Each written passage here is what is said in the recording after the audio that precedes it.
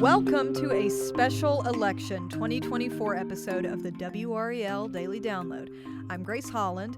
When polls closed on Tuesday, our NC Capitol team was closely tracking results in races across the state. We're going to take you through the night as each race was called.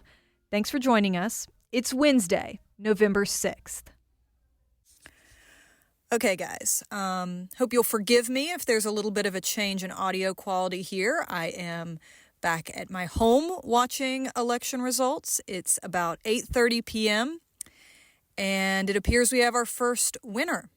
Attorney General Josh Stein is seemingly getting a promotion. He's the presumptive winner in the race to be North Carolina's next governor. Thank you for believing in the promise of North Carolina.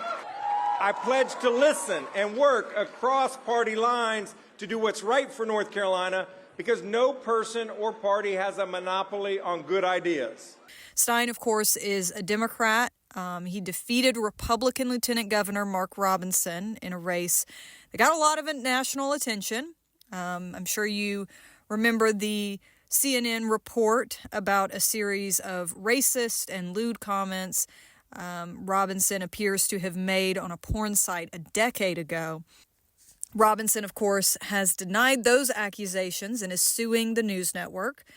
But a recent WRAL poll showed Stein led by about 15 points going into Election Day. So the result here, not necessarily a surprise that it was decisive, but impressive to see Stein projected as the winner just 30 minutes, really, after the polls closed. We realized what we were up against from the very beginning. Doesn't seem like it's going our way tonight, but it's always going our way. People of faith know it's going to go the right way. Those who would promote evil and promote wrong and call it right, they do not win. They may prosper for a season, but in the end, we win. And this, of course, is the first of many results to come. Okay, it is now 11:20 p.m., and Republican Dan Bishop has conceded to Democrat Jeff Jackson in the state attorney general's race. Both men are sitting U.S. House members, and this race was really close, although a WRAL poll showed Jackson had a slight lead over Bishop. It also showed that 1 in 8 voters had not made up their minds before Election Day.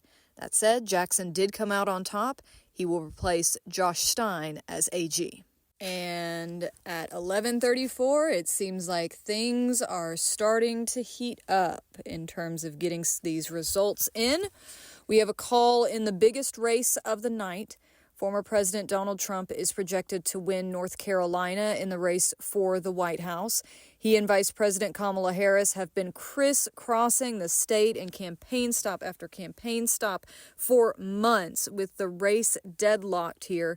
You'll remember that Trump won North Carolina in 2020, but it was the slimmest margin of any swing state. So it was considered winnable for Harris. Instead, it seems Trump will take the state's 16 electoral votes in his quest to take back the presidency.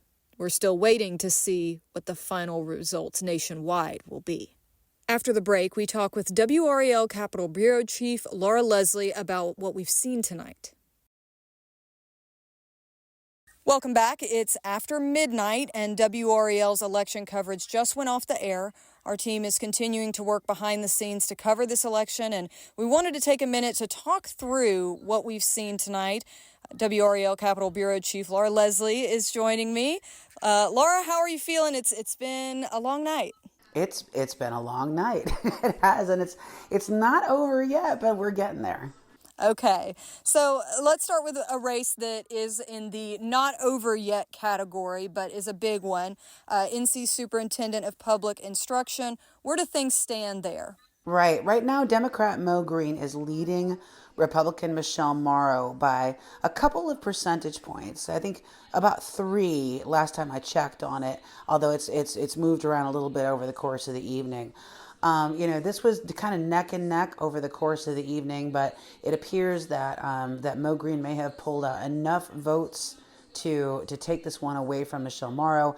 Morrow left her victory party without making a statement or anything along those lines. So we don't have anything to report from her, and Mo Green either. So I think they're kind of waiting to see what happens with all the provisionals that get counted, because remember, provisionals and absentee ballots by mail, they get handed in to the County Board of Elections on that final day.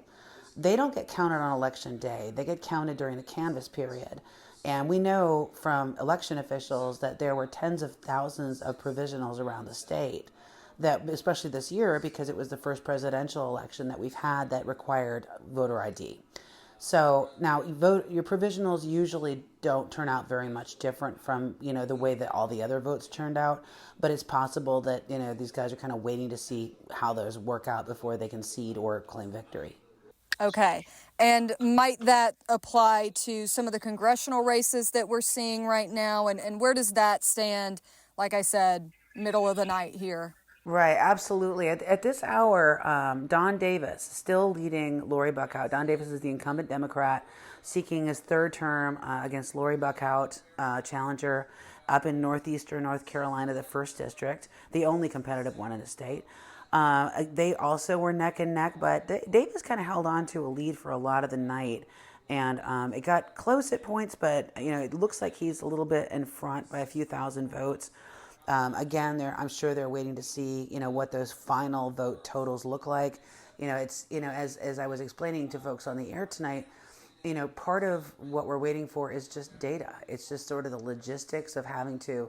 Because in North Carolina, we don't modem results from the county, from precincts to counties or whatever. They actually get hand-driven to the county elections office and uploaded there, and it takes time to go through that process. And so sometimes you have lingering votes that are still out there that can, change a race when it's really, really close.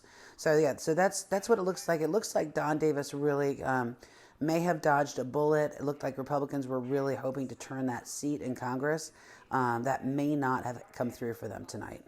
And like you said, we're still looking through the data and going to be kind of parsing it for several days, if not weeks here. But are there any trends that are starting to stand out to you at this point? I think the big trend that we're seeing is that Democrats did not turn out in the numbers that they needed to turn out. I noticed today at the end of early voting, Democratic turnout during early voting was down about 284,000 votes from where it was in 2020. Now, I'll grant you 2020 was COVID, and a lot of people voted by mail that year that would not necessarily have been voting by mail in another year. But what Harris really needed to see today was a big Democratic turnout on Election Day, and that did not materialize. So, in order to win the state, a Democrat really has to bank a lot of votes in these big urban counties, getting up near around 70%, for example, in Mecklenburg and Wake County. And she was around 65%, I think, in Mecklenburg, and somewhere in the low 60s in Wake County. So the vote totals there just were not going to be enough to get her over the line to beat Trump in North Carolina. Okay. Well, thank you so much, Laura. Get some rest tonight. Thank you very much. Thank you for listening to this special election edition of the WRAL Daily Download. Results are going to continue to come in throughout the day on Wednesday, and you can keep up with each race over on WRAL.com. We'll also keep covering election results here on the Daily Download throughout the week, and you can find more state politics analysis with our NC Capitol team on our weekly podcast called The Wrap. It comes out on Fridays. Find it wherever you get your podcasts.